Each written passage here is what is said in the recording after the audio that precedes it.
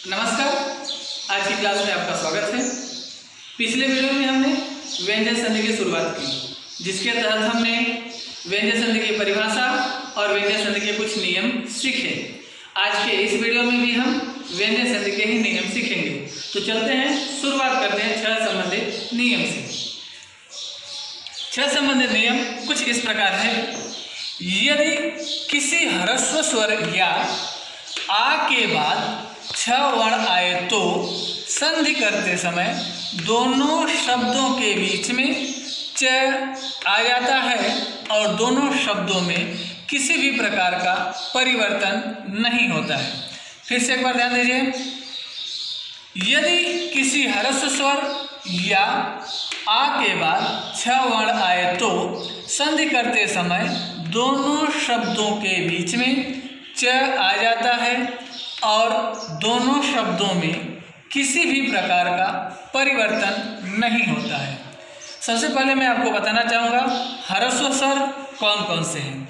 ह्रस्व स्वर अ, इ, उ और ऋषि है।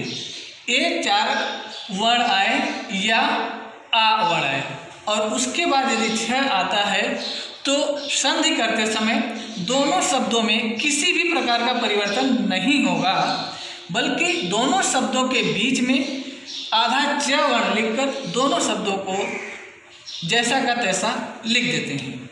चलिए हम उदाहरण के माध्यम से सीखते हैं। यहाँ पर देखिए, एक शब्द है यहाँ पे स्वर और दूसरा शब्द है छंद। नियम हमारा कहता है कि जो पहला शब्द होगा उसके अंत में अ, इ, उ, ऋषि या आ हो और जो दूसरा शब्द होगा उसके प्रारंभ में छह वर्ण हो। तो इसके तहत देखिए यहाँ पर स्व व व्यंजन वर्ण है, व में अ लगा हुआ है, यानी यह अ इसमें है, इसमें आया है अ, और यहाँ पर छह। नियम हमारा कहता है कि ये दोनों शब्द जैसा का तैसा रहेगा, इन दोनों के बीच में च आ जाता है, बस आधा च आ जाएगा यहाँ पे। कि दोनों शब्द जैसे के तैसे, किसी भी प्रकार का कोई परिवर्तन हमें इसमें नहीं करना है। अब हम सबको जोड़ेंगे या संधि करेंगे या मेल करेंगे तो यह हो जाएगा स्वच्छंद। इस प्रकार स्व धन छंद बराबर स्वच्छंद। इसी के तहत अगला उदाहरण देखते हैं हम परि धन छेद। परि यहाँ पर र पर ई की मात्रा लगी है, ई, और यहाँ पर है छ।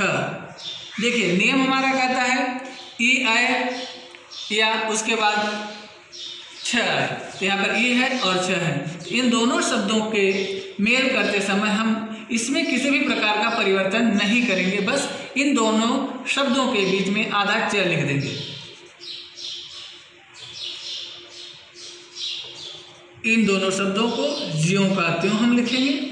इस प्रकार इसका हम मेल करेंगे तो हो जाएगा परिच्छेद। अब हम चलते हैं आगे। ये दोनों हमने सीखा अ और ई। अब हम देखते हैं उ। यहाँ पर एक शब्द है अनु, दूसरा शब्द छेद। यहाँ पर पहले शब्द के अंत में उ आया है, ह्रस्व उ, और दूसरे शब्द के प्रारंभ में छह वर्ण आया है। इस प्रकार जब हम इन दोनों का मेल करेंगे तो यहाँ पर च हो जाएगा और इन दोनों शब्दों को हम ज्यों का त्यों लिख देंगे। ये हम पढ़ रहे हैं व्यंजन संधि के अंतर्गत छह संबंधी नियम। इस प्रकार हम सबका मेल करेंगे तो अनु लिख दिया, इसके बीच में आधा च, फिर एक छेद जैसा लिखा है, ऐसे इस छेद शब्द को हम लिख देंगे, हो जाएगा अनुच्छेद। अब हम आगे चलते हैं। आ संबंध आ और छ का मेल करते हैं।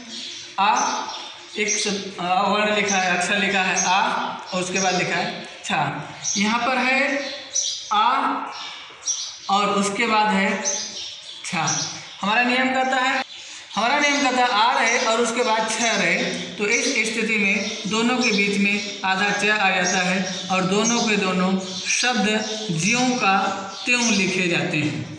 इस प्रकार आ और छा का हम यदि मेल करें या संधि करें, इसको हम आ लिखें और इन दोनों शब्दों के बीच में आधा च, तो हो जाएगा आच्छादन। आधन छादन बराबर आच्छादन।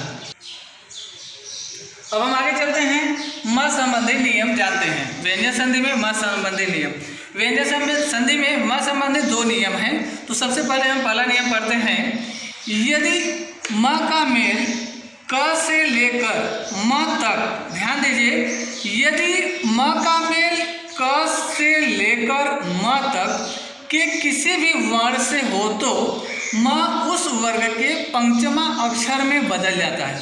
फिर से ध्यान दीजिए, म यह ऐसा शब्द जिसके अंत में म हो और ऐसा दूसरा शब्द जिसका प्रारंभ म से लेकर क तक किसी भी वर्ण से हो। तो ऐसी स्थिति में जो म होगा वह अगले वर्ड के यानी क से लेकर म वह उसके वर्ग के पंचमा अक्षर में बदल जाता है। ध्यान दीजिए, यहाँ देखिए म का मेल म क से लेकर म तक यानी क वर्ग से लेकर प वर्ग के सभी अक्षर। इस प्रकार म का मेल जब क वर्ग के किसी भी अक्षर से होगा तो जो यह म है यह क वर्ग के पंचमा अक्षर यानी र में बदल जाएगा। और यदि म का मेल च वर्ग के किसी भी वर्ण से हो तो म च वर्ग के पंचमा अक्षर यानी इंग में बदल जाएगा। इसी प्रकार यदि म का मेल ट वर्ग के किसी भी अक्षर या वर्ण से हो तो म ट वर्ग के पंचमा अक्षर में बदल जाएगा। उसी प्रकार म का मेल यदि त वर्ग के किसी भी वर्ण से हो तो म त वर्ग के पंचमा अक्षर यानी न में बदल जाएगा। उसी प्रकार यदि म का मेल प वर्ग के किसी भी वर्ण से हो तो वह म प वर्ग के पंचमा अक्षर यानी म में बदल जाएगा। अब हम उदाहरण के माध्यम से हम समझते हैं इसको। ध्यान दीजिए, एक शब्द है म अंत में है, पहले शब्द का आखिरी वर्ण है, उसके बाद दूसरा शब्द है गति, ग है। देखिए म और एक ग। नियम हमारा कहता है म के बाद, यहाँ म है, म के बाद क वर्ग का कोई भी अक्षर हो, क वर्ग का ग, क वर्ग का अक्षर है। इस प्रकार यह जो म है क वर्ग के पंचमा अक्षर यानी र में बदल जाएगा। तो हम इसके जगह पर म के जगह पर यह पंचमा अक्षर क वर्ग का लिख देता हूँ। बाकी इधर बचा स और इधर गति। अब हम इन सब का मेल करेंगे तो हो जाएगा संगति, संगति। वर्तनी के हिसाब से यह गलत है, हम इसको लिख देंगे संगति। चलिए अगला उदाहरण देखते हैं। नियम कहता है म के बाद च वर्ग का कोई वर्ण आए तो म च वर्ग के पंचमा अक्षर में बदल जाता है। यहाँ पे देखिए म है, म के बाद च वर्ण का पहला अक्षर है। इस प्रकार जब इन दोनों का मेल होगा तो इस म की जगह पर हो जाएगा च वर्ण का पंचमा अक्षर यानी इंग। इसके बाद यह जो च है इसको ज्यों का त्यों लिख देंगे। यह म इंग में बदल गया तो यहाँ बचा स, तो हम स को लिख देंगे। इस प्रकार सबका हम मेल करेंगे तो हो जाएगा ये संचय। यह लेखने के हिसाब से गलत है, अब हम इसको सही करके लिख देंगे। यह अनुस्वार में बदल के इसके ऊपर लग जाएगा, हो जाएगा सम धन चय बराबर संचय। आगे हम देखते हैं म का मेल ट वर्ग से करते हैं, लेकिन ये जो अण है इससे प्रारंभ होने वाला शब्द बहुत ही कम मिलता है, इसलिए हम इसको छोड़ के आगे चलते हैं। म का मेल हम त वर्ग से करते हैं, सम धन धी। यहाँ पर म है, यहाँ पर ध अक्षर है, इन दोनों का मेल होगा तो यह म ध अरे च वर्ण त वर्ण के पंचमा अक्षर में बदल जाएगा यानी ये न में बदल जाएगा। फिर इसके बाद वाला जो शब्द है धन के बाद वाला दूसरा शब्द उसको ज्यों का त्यों, यहाँ म न में परिवर्तित हो गया और यहाँ पर बचा बस स अक्षर बचा है। इस प्रकार हम इन सब का मेल करेंगे तो ये हो जाएगा संधि। यहाँ पर सही करके वर्तनी के हिसाब से लिखने के हिसाब से हम लिखते हैं संधि। आगे चलते हैं हम। यहाँ पर देखिए म के बाद आया है यहाँ पे प। म हमारे नियम के हिसाब से है, यह म का वर्ण प वर्ग के किसी भी अक्षर से हो तो प वर्ग का पहला अक्षर है यहाँ पर, तो यहाँ म जो है ये बदल कर किस में हो जाएगा, म में ही रहेगा। प वर्ग का आखिरी अक्षर खुद म है, तो यहाँ पर ये पूर्ण और यह है यहाँ पर स बचा। इस प्रकार हम इन सबको मेल करके लिख देंगे ऐसे संपूर्ण।